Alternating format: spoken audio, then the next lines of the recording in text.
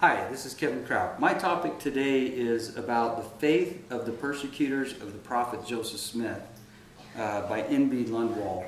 This book itself kind of originated under an interesting story. N.B. Lundwall was a member of the reorganized church, the church that was back in Missouri, kind of from the Joseph Smith family. He came out west to kind of prove the Brighamites wrong, and he was allowed to go in the records and search things and saw things that the church had out here in the Rocky Mountain Vatican that they didn't have anywhere else. And so he actually got in and started studying this. And when he found out about plural marriage, that Joseph really did live plural marriage, there were other families, other things, and that there was a lot of plural marriage that was taught under the cuff, and he actually saw the records and saw the documentation on that. He pretty much changed. He came out to the church. He joined the LDS church in Salt Lake City. He was a very spiritual, very devout man. And I loved him. I met him. He actually almost died in my mother's arms. And what the Fate of the Persecutors is about, it tells stories that are incredible stories. He has people that do affidavits. They write and they sign things. And an affidavit is a statement of truth, things that they saw, they witnessed, they have a notary sign it.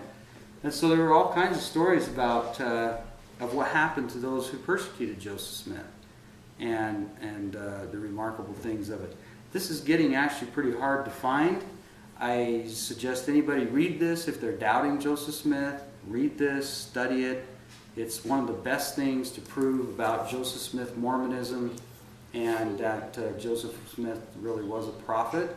He did have prophetic gifts. There were things that were given to him, and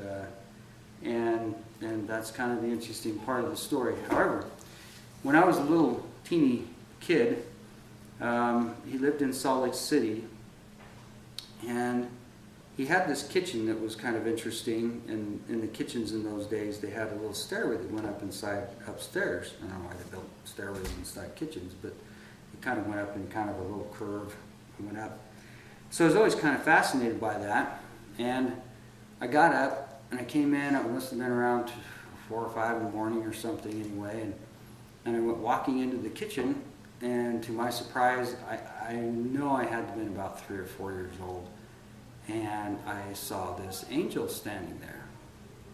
And it was bright and it glowed, and I looked, and he kind of looked at me and didn't say anything, and then just kind of out he went. And so, when I got to be older, I started thinking about that and told my dad about it, and I said, was N.B. Lundwall an apostle? And Dad said, well, no, he was an apostle in the church, but, I think he probably could have seen Christ. And it was a very spiritual moment of my life, and I do hail Brother Lundwall. He was a good man. He also had he also had some scrolls, actual large microfilms of things that he actually got from the records of the church. Many of those went back to the Lundwall family. We haven't found those yet, but a lot of interesting stuff on those scrolls.